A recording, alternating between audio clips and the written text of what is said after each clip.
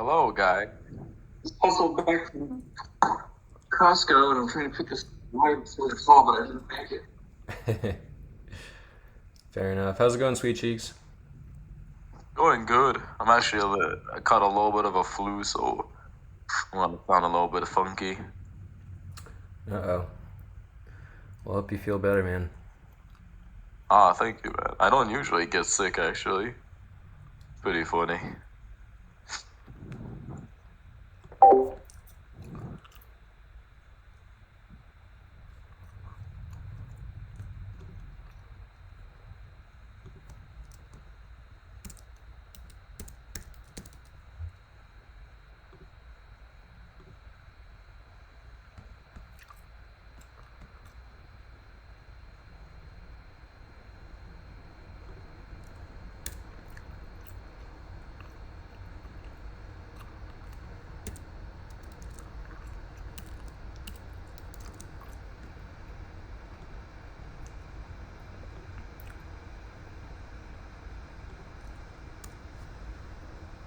Now recording.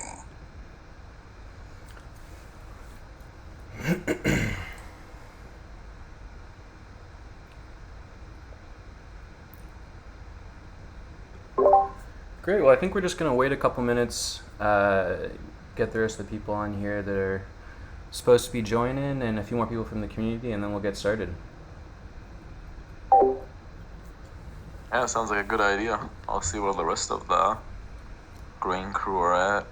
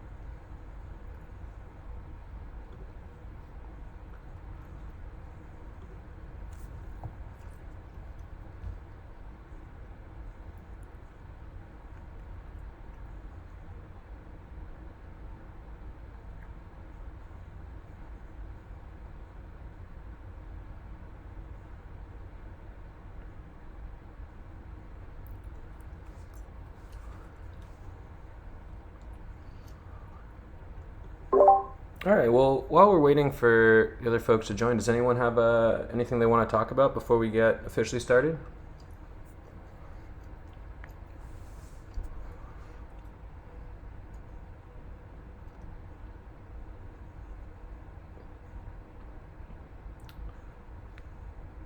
Taylor, you got anything interesting going on? No, nothing too much. Nothing really on my horizon. Curious, I don't know if Group is interested in speaking briefly on TA. That's the only thing I'm curious about right now. But obviously want to hear Granary first. As soon as I get done putting these groceries away, then I can get my computer done, because then I could have something to share. Sounds good. How are we doing, Sweet Cheeks? Are the guys from the Granary on their way? Here I have an AMA. Speak of the devil as he joins unmuted. An hour-long conference call that I'm muted on. That was epic, guys. I don't know what your problem is, Cheeks. That was actually perfect. For me to join while I was on another call is so representative of me as a person. I don't know what to tell you. Well, thanks for joining, Flu. Yeah, so you know, it's 1:03 right now. Why don't we? What do you guys think? Should we get started? Are we? Is Who else is supposed to come from your guys' side? Is there Yeah, Phantom it Menace might coming? just be the two of us, but it's all good. Okay, great. Well, why don't we just get started then, and then this is being recorded so other people can still listen in later. So yeah, just to start it off, I wanted to just make sure everyone remembered that Steven is traveling this week, so he won't be able to join the call. But luckily we've got some of the team members from the Granary, so that includes Sweet Cheeks, who is the marketing and community manager, and Flo, who's in charge of business development. We might also have Phantom Menace, who's the back-end developer, stop by a little bit later. And so for those of you who are unfamiliar, the Granary is a decentralized and user-driven borrowing and lending liquidity market, which is inspired by Aave. I did also just wanted to make a little disclosure of potential conflict of interest. I participated in the Byte Masons liquidity generation event, and so I have a 4-year vesting of their Oath token. I've also been a user of the Granary since the protocol essentially started, so that might make me eligible for their airdrop of the Grain token. So basically, I have a financial interest in the success of the Granary and other Byte Mason ventures, but I will, of course, continue the ethos of the community and of the calculator guy in being analytical and critical when evaluating any DeFi protocol. So now that we've got that out of the way, maybe we can just start with a little introduction. Do you think Flo and Sweet Cheeks, you guys could just go around and just give us a little more information about who you are, what your role is at the Granary, and how you got into the Web3 space? Sure. So I'm Flu, like the sickness. And I have been in the space, like crypto in general, since 2012. I was mining Bitcoin. Then I lost that. I mined Litecoin. I sold that at like 10 cents. And then I kind of like left the space for a bit, came back whenever BSC started blowing up, started doing marketing within BSC. And then I hit it kind of big on DeFi Kingdoms over on Harmony, which I was with them for the first several months of their development and handled a lot of their growth phase. Once they were more mature and they thought that they could do no wrong, that kind of changed a little bit, and I exited, and now I work at Harmony Core. So I work for the Harmony Core team. I'm biz dev here at Granary, and those are my two babies as far as projects and what I currently do within the space. Great. Right. Go ahead, Sweet Cheeks. Yeah, thank you. I'm Sweet Cheeks. I am the community manager mostly of the Granary. I'm less actually on the marketing side. I mostly handle community, whether it is community engagement, community events, and product to user kind of engagement. I've been in DeFi for 1.5 years now. I've mostly been around on Phantom. That's kind of where I degened, and I guess I could say I'm just a fellow degen, just like most of us. But I definitely grew that into kind of a thing where definitely there's always place to learn and grow. And I think DeFi was kind of like my thing. I just noticed how much there is to learn and do. And I've always had a thing for developing and managing communities. So that is my main role in the Granary. Great. Well, thanks for sharing that. And yeah, as we go on, if someone from the community wants to jump in and has a question, please feel free to do so. But my first question is, why do we need another lending and borrowing service? What is it that makes the Granary different from your competitors like Aave, Scream, and Geist? I would say that we have nothing against any of the other lending and borrowing protocols, but I would say that a lot of the lending and borrowing protocols, without naming names, have been focused on like a get rich quick scheme as far as a developer perspective. Like the bulk of the benefit has went to the developers or to certain whales. Whereas what we're trying to do is we're trying to build like a very much customer focused, customer centric platform. So far, I think I just published this yesterday saying that the Granary has paid out 110,000 USD worth of interest to its users, whereas we've only collected like 19,800. So 85% of the benefit has went to our users as of this point. Those numbers will change once our token actually launches, But during that time that we have not had a token, we've also launched on multiple networks. We have our deployment on AVAX that's literally ready to be turned on. We have a deployment on a mystery network right now. And then we have our main deployment right now, and it's been live for about 2 months, 83 days. I guess it's closer to 3 months now that I've actually done math in my head. Wow. Anyway, so 3 months, and that's on Phantom. So we've chosen to build first and monetize later, which is kind of a rarity in the space currently. Great. Thanks for sharing that. And I mean, I know just personally from using your platform that one big advantage is it uses a lot less gas to use the Granary compared to maybe Scream or Geist or one of the other platforms. And I think that that's actually a pretty underrated feature, especially I think probably when a lot of people are scrambling to use lending and borrowing, platforms is when there's a, major market move or capitulation or something like that. And so those times tend to be really, high traffic periods when, the network, if it be Phantom or AVAX or wherever, can get very congested. Can you just talk a little bit more about what you guys have done on your end to make the Granary more gas optimized or gas efficient? Mara, if you don't mind, I actually do want to go back just for a second about the previous question, just because this is obviously something that is asked a lot. And I always think to myself, when people ask, why do you need another landing market? Why do you need another platform? I just think about what the essence of DeFi is and how the entire point is that all of the systems are decentralized and are not held at one point. And if, for example, you have Big Daddy, Aave, being the only landing platform for people to use, then I wouldn't really call it decentralized because it's set, all landing and borrowing capabilities would be centralized to Aave. And I definitely think that just like with all the L1s, everything kind of brings more talent and more ideas and more possibilities. That's why I definitely think there's always more space in the space for projects and dApps that kind of want to innovate or change a little bit. Because if you really think of it to its core, all of the L1s and L2s that we're all using, or most DeFi degens here, are kind of just forks. And they're changes, they're optimizations of Ethereum. That's their base ideas. And obviously the ETH maxis would say, why do you need another one? But all of us who've experienced what it's like to have cheap gas and cheap usability could say that there's always space for more apps and protocols that want to do good and are not just kind of cash grabby.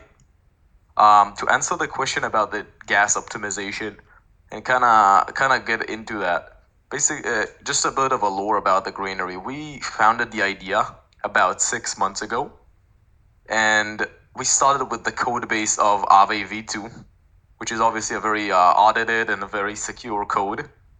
And basically, we took it and we started looking at it, we started examining it, and our developer, Phantom Menace, worked together with the Byte Masons, their code junkie people. It was Justin Bebis and Google, and they worked on, honestly, from my perspective, I'm not really the tech guy, but I know that they worked a lot for a few months on how to best handle the gas and how to optimize it.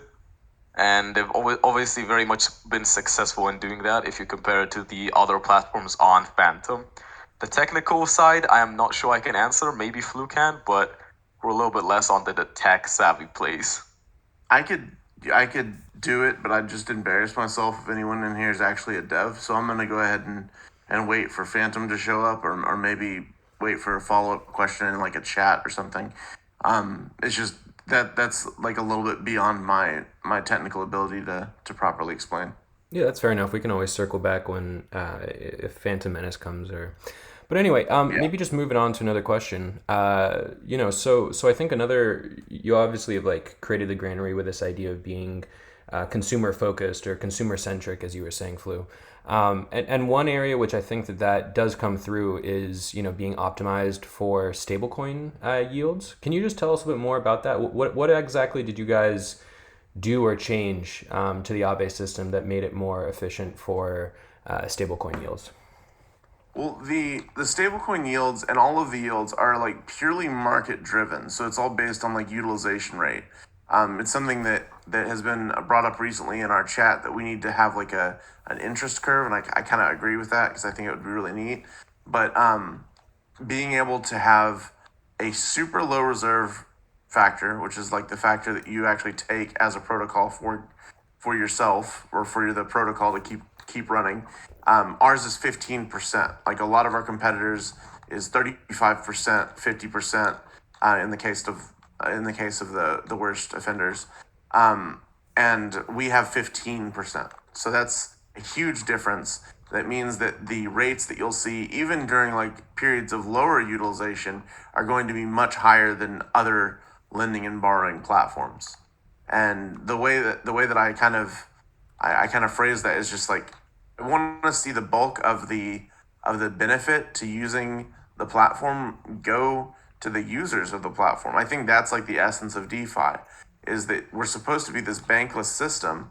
We're supposed to be able to like allow people to be their own bank, and yet we have a lot of centralized entities out there that are focused on not doing that. They're focused on optimizing their own yield, and I want it to be different. So just even giving most of the interest back to the people who are using it has really changed how those base rates actually behave, and you can kind of see that in the lesser used assets like Bitcoin and Ethereum, where a lot of people are depositing and not borrowing.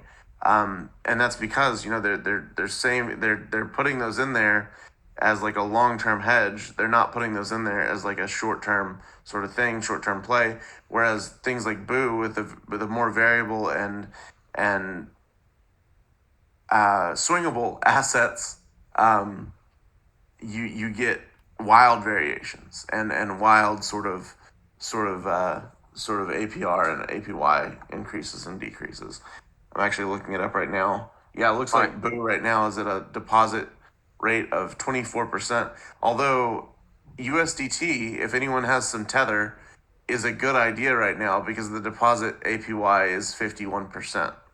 Could I also add on to that, just on a little bit more of a technical side, and this is kind of a thing that will make a lot more sense when people are able to see our future tokenomics. We are building this platform with the idea that people would use it most specifically for borrowing. I know as Flu said, a lot of landing protocols right now are just used purely for landing. Big whales, they're enjoying their 1 to 2% APY because they have already huge amount of money. And obviously that's not really efficient because when you have a platform that just spits tokens towards landing, the platform is not making any revenue. And what we're trying to do with using purely mathematics is what we're going to try is, well, not try, is what we're already succeeding, is both the reserve factor being very, very moderate, meaning that the landing APYs can really be up there without any token emission. And the other idea is the fact that we're going to incentivize borrowing a lot more than landing. Now, what happens when people borrow is they create a positive chain reaction where people borrow makes the landing rates obviously go up.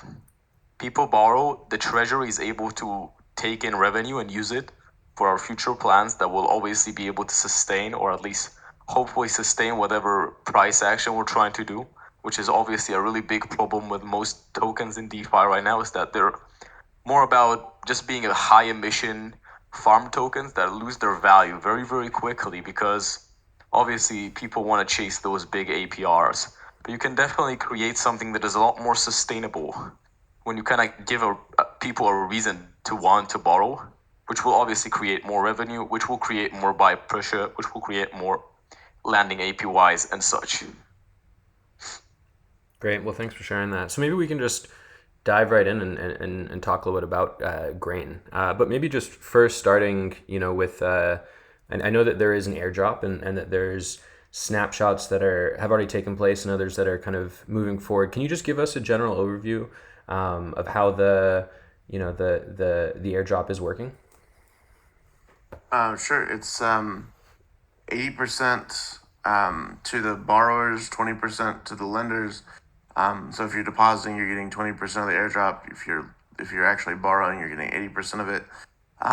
And so, whereas you're paying that interest in the time between those, you're going to benefit more greatly from the actual airdrop. The grain token itself is going to be a very, very well thought out tokenomic system. We've seen what has happened with other competitors.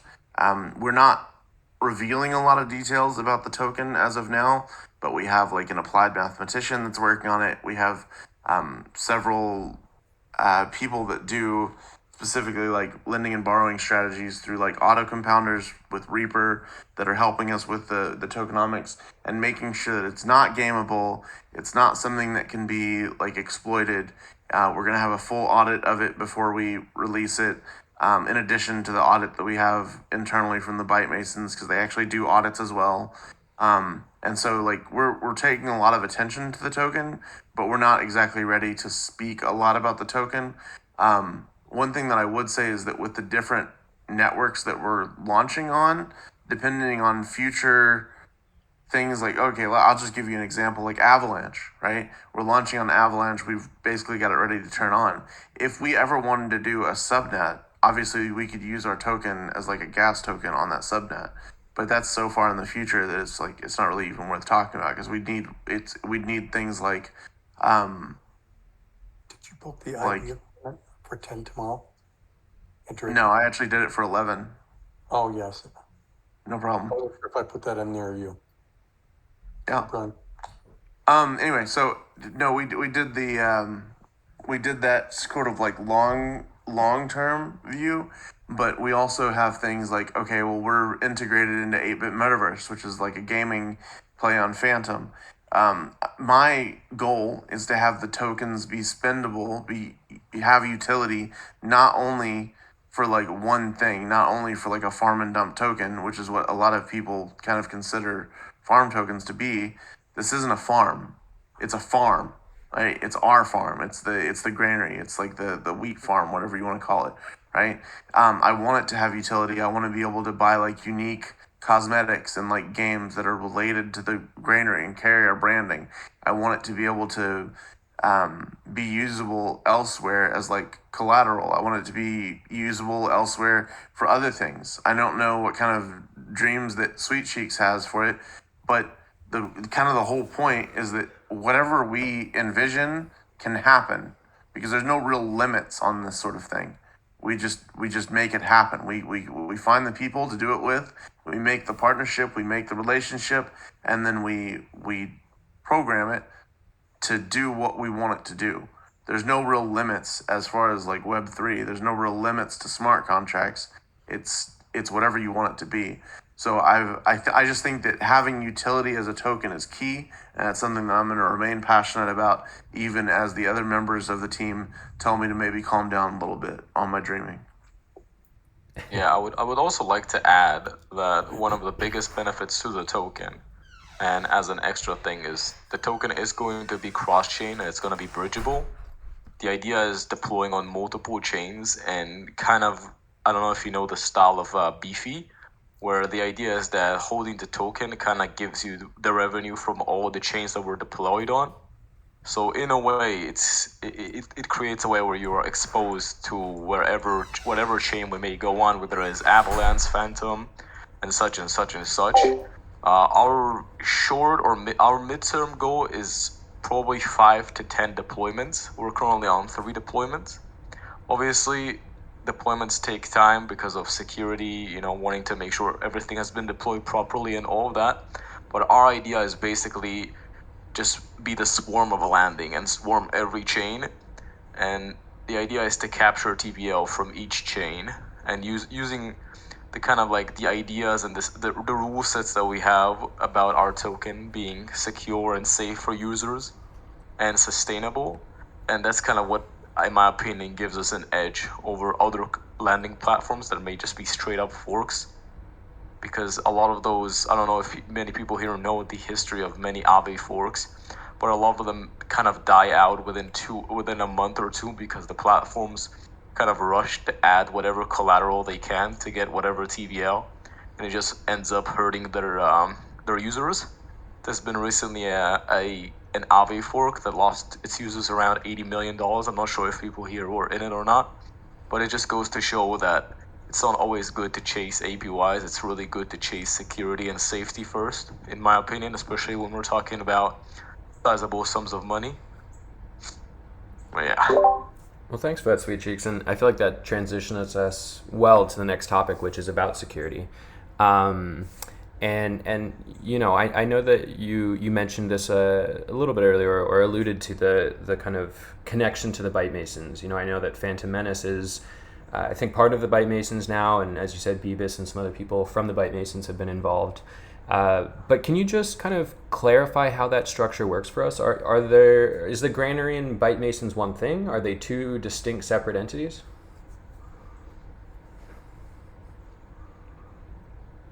No comment.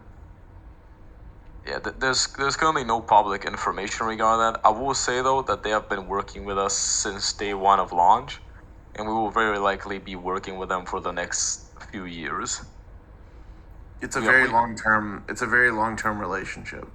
Yeah, there's no official branding to what we are with them, but I'll just say that we work with them a lot. They are The clearest that I can be on it is that they have an allocation of our token, and they've had an allocation of our token, and it's been published for some time, and that's for like all services that are going to be rendered over time, not just like helping us build from the ground up, but also like future audits and like help and marketing and technical writing, and like it's a very long term relationship. Obviously our lead developer is a Byte Mason. Neither myself nor Cheeks nor our artist for that matter are currently officially Byte Masons. But I think that over time I don't see that relationship going backwards. Okay, so just to kind of summarize it, basically, you guys have a lot of integration both with team members, and the Byte Masons have a vested interest in the protocol and support a lot, I think, you know, on the security side, which is something I'm interested in hearing more about.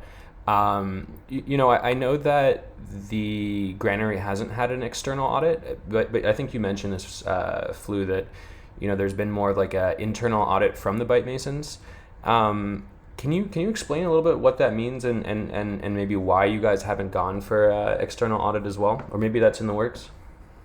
It's in the works. We're on a waiting list. It's a downside of the recent bull market, and it's transferring into bear, is that like to get any sort of audit from Certicay or Paladin or whatever is a very long process, and that's because they have so much business in their books to take care of before the next people.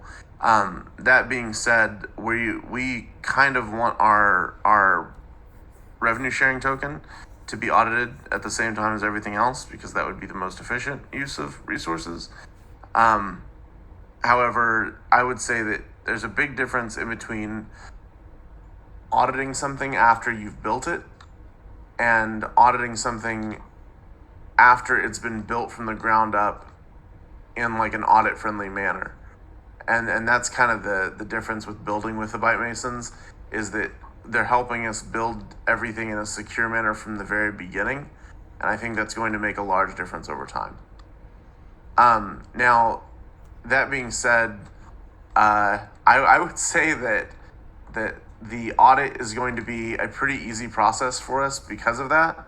But it's not something that we're taking lightly, and it's not something that we're like, oh yeah, well the Byte Masons looked at it, so we're good. It's just that we've actually built from the ground up in order to allow for it. Great, thanks for explaining. Yeah, that. it's. Oh, go ahead, Sweet Cheeks. I'd also like to add in just I know this is kind of like a learning series as well for people who are new and such. What our contracts are, they are basically a fork of Aave's already audited contracts. Basically, if a fork is done properly, where it's literally a one-to-one with things that are, for example, our gas optimization is not something that affects the security of the core contracts. which is something that kind of mitigates risk. Basically, every contract function and everything like that has risk levels to it, where if you add something or remove something, it could create greater risk. There are obviously things that could create almost no risk. The idea behind our contracts, or right now, you could say they're not officially audited by any other auditing firm besides the Byte Masons, which have internally audited us, but they are a fork of already audited contracts. And since the fork was done correctly, it is by the standard of the business. You can say that they are audited contracts, just not officially audited, but they are a fork of audited contract. But we're not satisfied with that explanation either, Of which course. is why I usually try to not say that part, because I don't like saying that, because it just feels like a cop out to me. I know that it's not. I know that Sweet She's not trying to do that. I don't want to say like, oh well, don't worry about it because it was audited before, and like I don't really feel like that's fair to any user. But I will say that it's an important thing in our roadmap to get a proper audit. And I know, just maybe following on what you said, Sweet Sheets, about this being a fork of Aave, and I think specifically Aave V2.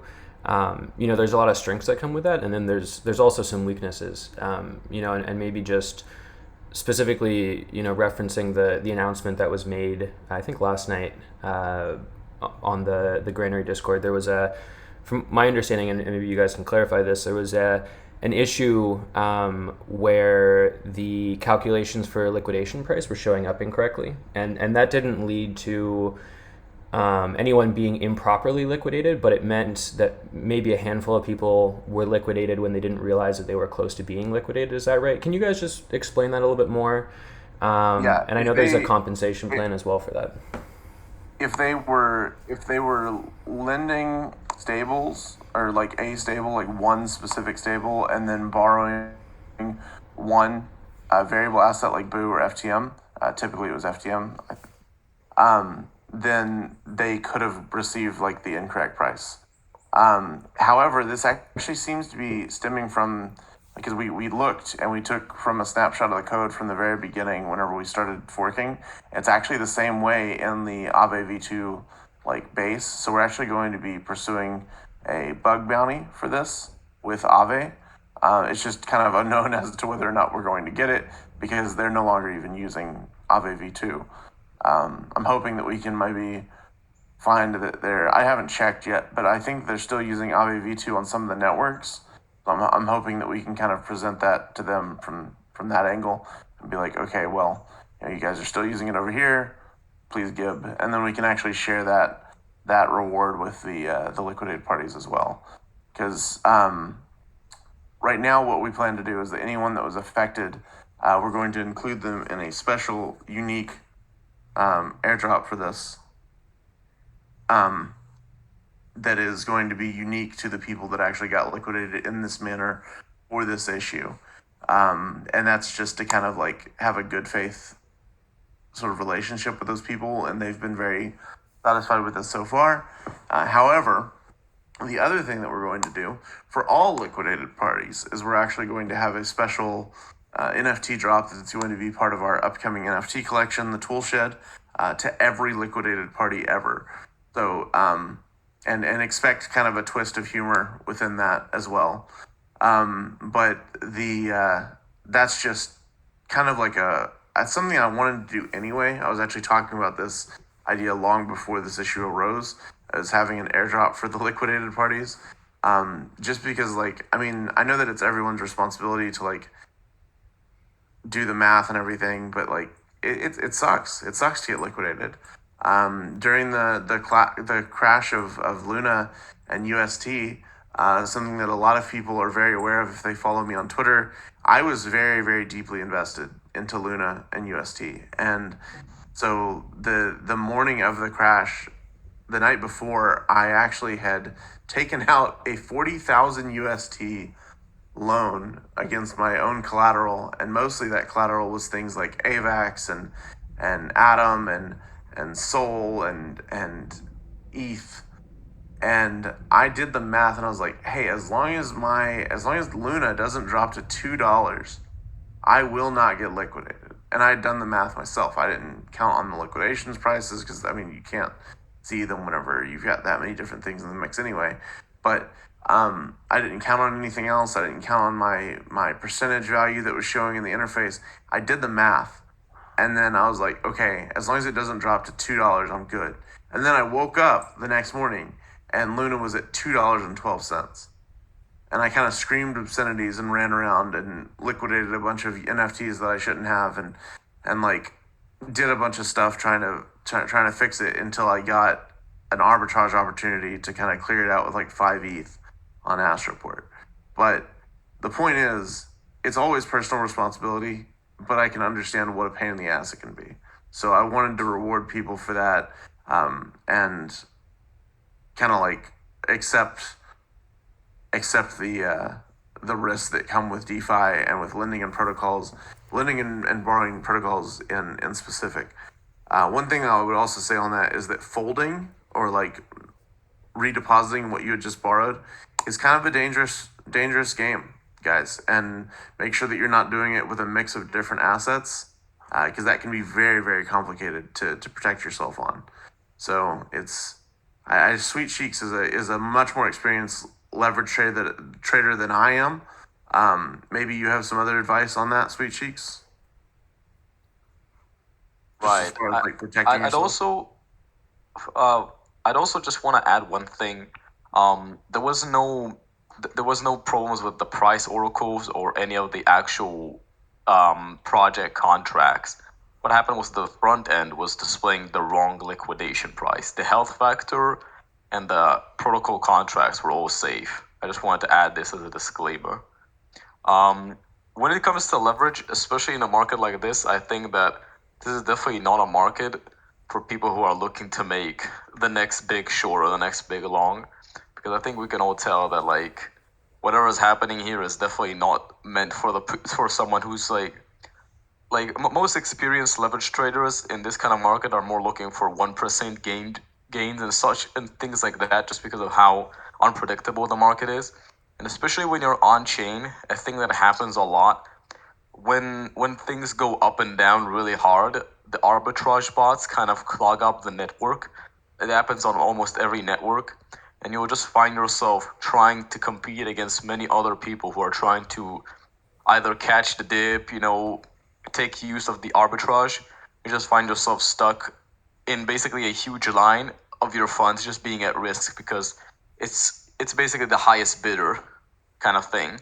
So it's always very dangerous to be highly leveraged if the market just goes south. Almost, I don't think I've seen any network that actually handled, the wicks that we've been having in the market lately without absolutely having like the most. I think Phantom had like during like the peak dump at like 1,000 FTM like gas premium. So you'd have to. Sweet Cheeks, I'm gonna take a second and just brag on Harmony here. Harmony was pretty chill. Like as far as the actual pricing was fine. RPCs held up well, which RPCs have been kind of an issue for us in the past. But Harmony was pretty good, and I think that a few of the roll ups as well handled it very well. I think it's just important to know. Phantom has like 1 million transactions. It's just on a bigger scale. But I do agree that networks with less usage. Hold up. Everyone, DeFi Dojo in general, y'all are gonna have to pardon me, but he just stepped on my toes here. We have 1 million transactions every single day, bro. Like that's not like an out of body experience for us, like it is for some networks that you're such a fan of. I'm just saying. Did you have Roosh getting liquidated? No, we did not have Roosh getting liquidated though. Yeah, that was the biggest issue with Phantom basically.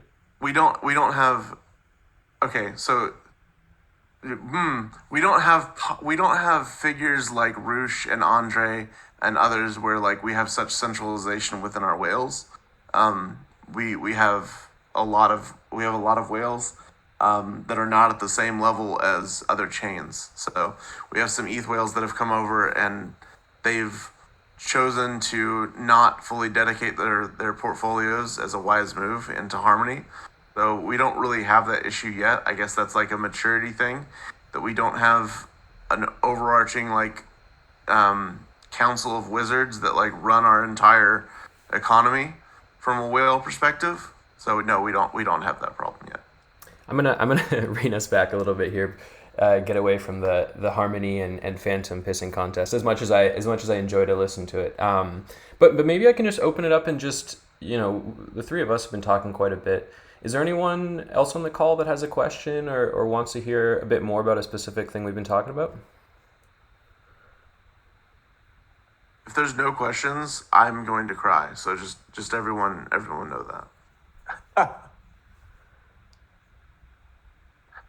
Yeah, I'm curious, guys. Is there any ability to get a better sense of historical deposit and borrow APYs? Like, I know that exists on like Aave. You can do Aave scan, but I mean, you were talking about USDT with 49 or whatever 50% borrow. Like, that's obviously not going to be around probably tomorrow. Is there any way we can get a sense of historical rates? Not as of this time, but it's something that we've talked about building. I believe that was AaveScan built by Aave. I don't actually recall. I'm not a super powerful Aave user, unfortunately. Yeah, I don't know that either, but right. I mean, certainly a benefit to that, when trying to figure out. Yeah, most of the experience that I've had with a lot of the tools, which like obviously I'm from DeFi Kingdoms, a lot of those tools were like built by third parties, people like in the community and stuff. We haven't had levels of that sort of insane engagement yet. I would be open to opening up like a bounty program though for people who wanted to build external tools using like us as a platform. I think that'd be awesome. But also we have the resources with the Byte Masons help to actually do that ourselves. So whenever we and like our workload and also whenever the Byte Masons workload allows, I would not be opposed to actually building that ourselves, and I think that would be an excellent tool. It's something that's already been brought up in internal conversations, and I would absolutely love to see it. Even if we don't build a tool for it yet, even publishing like a report with that sort of information would be really helpful in my opinion. Because the data exists, like the data exists out there, so all we really have to do is build an inquiry to pull that, and we can get that data for people's consumption, if that makes sense. Yeah, absolutely. And certainly I think that would be an asset. So something I think I'd be curious, and obviously a lot of people would be. So thanks. Yeah, and I would say that the only thing with the USDT rates being so high, like the main benefit of this really is to get people to shore up, and it's just kind of like a market thing. It's not really us because we don't decide it. It's programmatic, but to get people to decide to throw in some USDT to soak up that sort of benefit is like really kind of like the market acting as the market is supposed to act, right? So like I'm over here while we're talking and I'm swapping out some stuff to USDT to kind of soak that up, and doing this and kind of chasing these sort of yields on Granary is how I've been able to kind of diversify my own portfolio over here on Phantom, to the point where I have, I guess, like a quarter of the amount that I have on Harmony, which is pretty cool. So it's been an excellent tool for myself to be able to like kind of refocus my efforts on Phantom rather than just being having 80 or 90% of my portfolio in Terra like I did recently, like a dumbass. So I would say just it's a thing that I never like to do it, and I hate your tweets, Sweet Cheek, so much whenever you're like, oh yeah, we have 100% APY on this, but I understand that it's important because we have to get people to come in and like deposit for that so that those rates go down and go back down to a more manageable level. The other thing that I'll say about the rates is that the rates will become a little bit more stable whenever we have a token in order to help stabilize them. Great, thanks for that question, Taylor. Maybe just another question, kind of getting back to security. I know that a big vulnerability that other smart contract platforms have had is actually when they go multi-chain and they're dealing with bridges. What is some of the steps you guys are taking? I know that there's a big drive. You're already on Phantom. You're going to deploy soon on AVAX. There's a mysterious third chain, coming soon kind of thing, and more in the works. What steps are you guys taking to make sure that you're not getting too big too quickly, and that isn't leading to some sort of potential, exploit threat or security threat? Well, we're not planning on just like deploying the chains willy-nilly and like deploying the token at the same time and everything like that. I think that anytime that you go multi-chain and you have a token, you need to do those things in stages. I'm not the expert on that because I think that one of the best examples of how a multi-chain token launch can really screw people is the recent one with DFK, with DeFi Kingdoms, where they made like a new power token that did the exact same thing that Jewel did on AVAX, right? And I think that kind of just outlines the importance of sticking to one token, especially whenever you don't have all that much utility in the first token to begin with. But what we're specifically doing, we're going to be handling all of these things in like tranches. We're not going to do everything all at once. We're not going to launch the token and be like, okay, it's available on Phantom and Avalanche and here and here. I would say that every chain's launch is going to be treated independently for the token. So even though it's going to be the same token, it's going to be fungible, it's going to be treated as its own event. It's going to be treated as its own liquidity event. It's going to be treated like there's going to be independently done for each one. So if we launch, and Sweet Cheeks actually has a really good view on this, so I'll let him kind of say the redundant stuff after I'm done. But say that we do an LGE here on Phantom, and then we move over to Avalanche, we might use like a launchpad, for example, because that launchpad has like a ton of eyes on it and attention and would allow us to like really like make the best sort of landing possible on that chain, and that we would just do it with whatever prices like at the time, so on and so forth. So Cheeks, I think, has a little bit more on that. Right. Just a thing I'd like to add regarding obviously security and all that comes with it. We will, exactly as Flu said, we will treat every token independently, but they will all be shared, they'll all be like bridged, as we said. I do think there's vulnerabilities that come with bridging solutions that are like out of kind of like trying something new, and that's kind of like where the exploits come. But there's definitely a lot of tokens that are already have kind of survived the test of time and have been bridged, and we kind of just we want to obviously we plan on innovating in things that people have kind of not thought about, not in ways where it's like, okay, you get a billion APY, but tomorrow you wake up and all your money's gone kind of thing. More like bridging like we're going to be planning on innovating mathematically, because that's kind of where landing kind of shines more than other tokens. But as I wanted to say, we will be using very, very standardized bridging solutions with very known bridges that have already kind of been able to withstand the test of time and survive whatever without being exploited. Specifically, I have a very good relationship personally with multi-chain, which, I mean, multi-chain has the volume, or the like cumulative volume of like Axelar and Synapse and Boring DAO and Poly and like 6 other bridges combined. So it's like really safe to say that we're trying to go with really blue chip bridges here, and we're not trying to do we're not trying to handle that side of security ourselves. We're going to go with the experts, and that's kind of been my approach on a lot of things. Is that like myself and Cheeks, we came into this and we helped found it, but we're not mathematicians.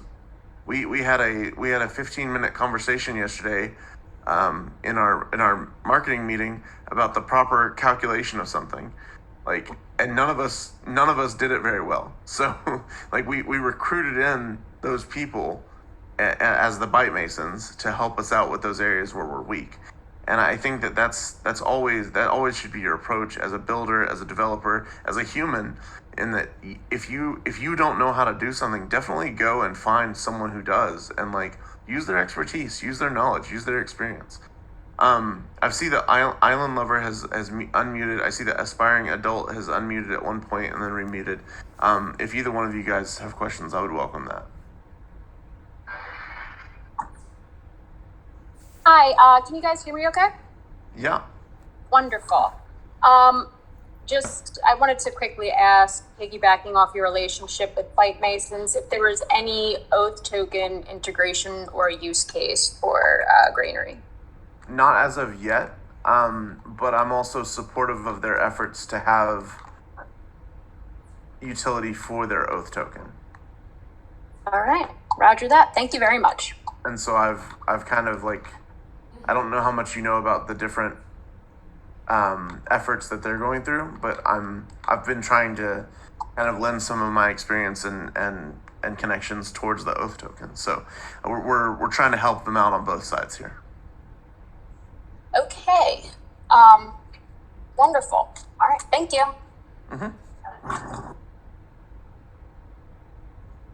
I swapped out my paycheck a few weeks ago for Oath token, actually.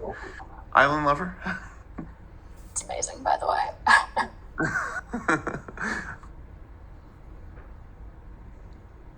Yeah, on a technical level, kind of as an information, Aave, the main requirement for Aave is obviously the oracles that a token has.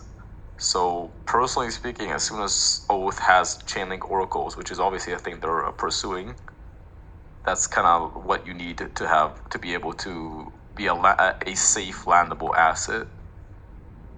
I completely spaced on the reason that you're asking that question, Adult. I'm so sorry. Yes, we're trying to add Oath as collateral whenever we can. Sorry, I was basically, that was the question. Yeah. Yeah. All No, right. Cool. Cheeks is. You know how I said surround yourself with people that are smarter than yourself? That's Cheeks right now in this moment because he was able to actually read the question. I appreciate the feedback from both you guys. Thank you very much. Island Lover, you were wanting to ask something, buddy.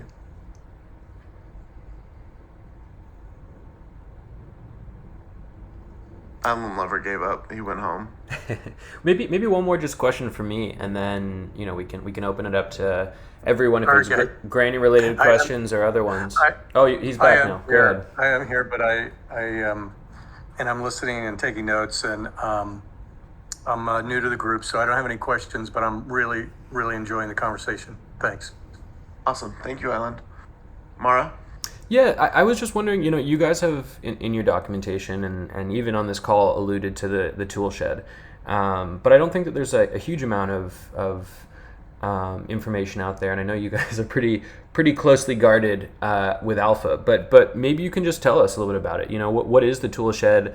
How do you see NFTs being integrated? Are these just kind of your normal profile picture NFTs that we're talking about, or is this a utilizing financial NFTs, something like that?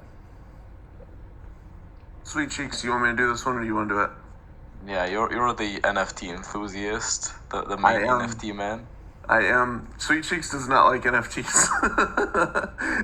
Whereas I'm like, oh no one knows what NFTs can be because we haven't designed the future, man. Like I'm a real Not big. schizo enough for it. Yeah, no, I'm the schizo one whenever it comes to NFTs. I'm trying to find an alpha piece. If you can send me while I start talking about this, if you could send me a picture of one of the things that has been done on this, I'd like to post it in their Discord. But yeah, so the really base idea behind the tool sheds is these are going to be like a set of farming tools. So it's going to be like Grandpa going into the shed and like pulling out a farming tool and giving it to you, sort of thing. So we're going to have like rakes and axes and pickaxes and oh wow, all right, I'm going to post that one and you're gonna take the heat for it whenever we get in trouble. All right, give me a second. I'll post that one in the Discord. Dojo chat is where I should share this, right? Yep. Okay.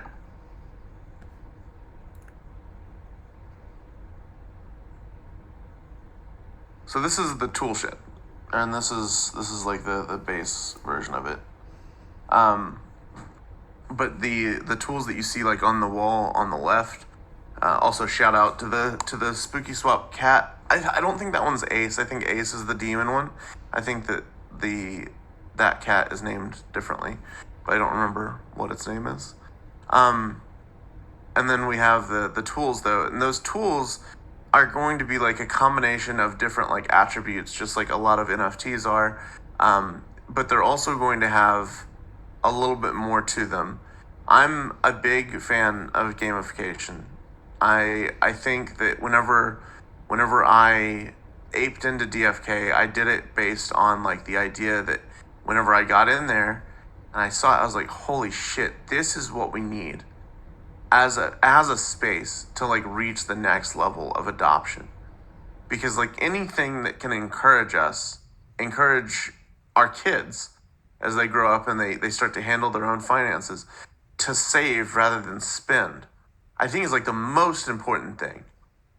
Is the most important thing. Getting that same sort of dopamine hit that someone does during gaming, whenever I'm playing like Tony Hawk or something, and I'm like, oh yeah, I hit the special, I hit the secret tape, I hit the roll call rails, I hit whatever. I actually literally have like a paused version of School 2 on my screen right now, so I'm just reading it off. Sorry. But like anything that can give me that same dopamine hit off of like fulfilling those goals, seeing the fun interface, seeing the animations, seeing the pretty art, hearing the nice music, whatever, is good for us as like people to be like incentivized to do the right thing with our money. So my focus is on saving rather than spending. And the thing that I've always envisioned Granary is like the people's bank, our own bank, being able to be your own bank, being able to do self-banking while keeping like mostly self-custody of your assets. And so like I can't promise any sort of like eventual gaming integration because I do not have the ability to do that because I have not built those partnerships yet. But I would say that they're a set of tools. They're going to have some lore behind them. They're going to have some neat little interactive things to actually mint them. But the only sort of utility that we're promising as of right now is that owning a tool will boost your airdrop for the eventual airdrop. So it'll boost your airdrop percentage.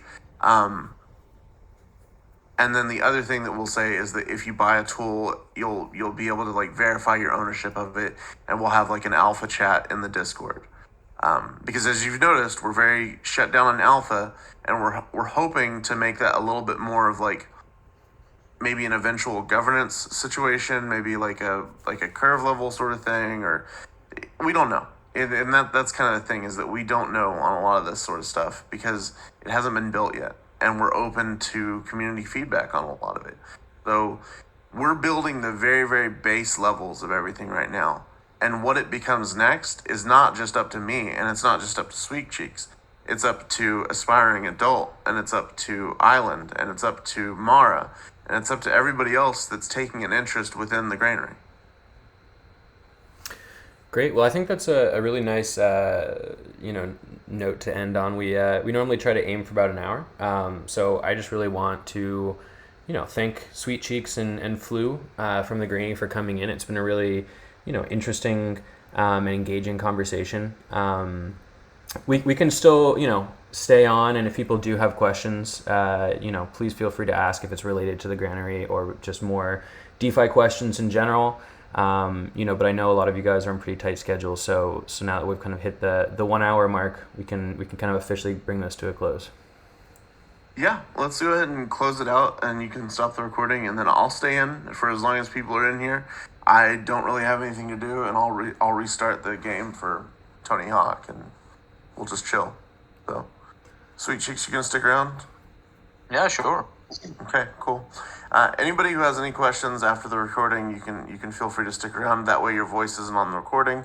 I'm always respectful of that. Or you can actually ask in the Dojo chat as well, and I'd be glad to answer those questions without you having to dox voice if that's also a concern for you.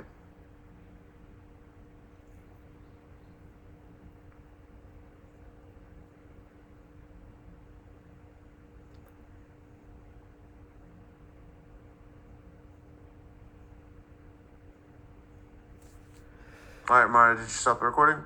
Yep, working on Actually, it. Craig, it looks like is recording. Craig is recording. Just trying to figure out how to close that out.